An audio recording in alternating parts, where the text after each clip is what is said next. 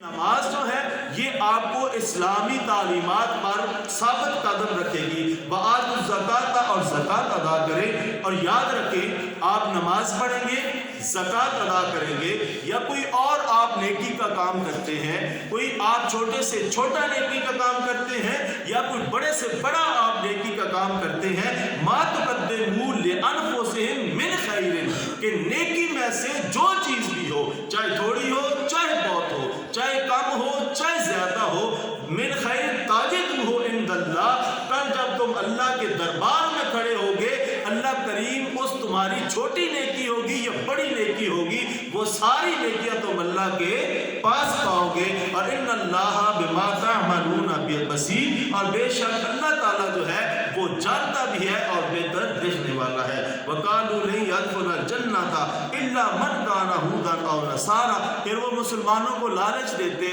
مسلمانوں کو ڈراتے کہ جو یہودی ہوگا یا نصرانی ہوگا وہی جنت میں جائے گا۔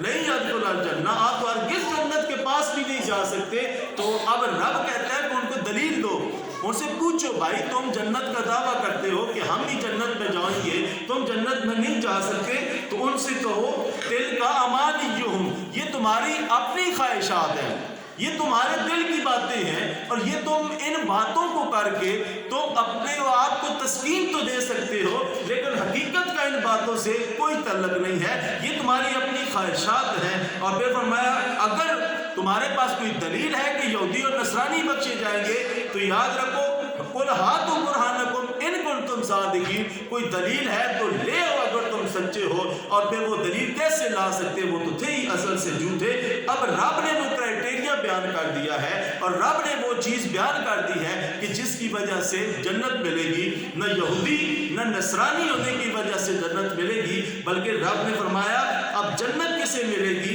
اور وہی شخص دعویٰ کر سکتا ہے جس کے اندر یہ خاصیات موجود ہوں گی، وہی شخص جنت کا دعویٰ کر سکتا ہے۔ وہ کون ہے؟ بلا من اسلم وجہہ للہ، جس نے اپنے آپ کو اللہ کے حکم کے سامنے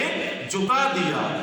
جس نے اپنے آپ کو اللہ کے حکم کے سامنے جھکا دیا، وَهُوَ مُحْسِنٌ، اور وہ نیکی کرنے والا ہے، تو یاد رکھو اس کے لیے فَلَهُ أَجْرُهُ عِندَ رَبِّهِ،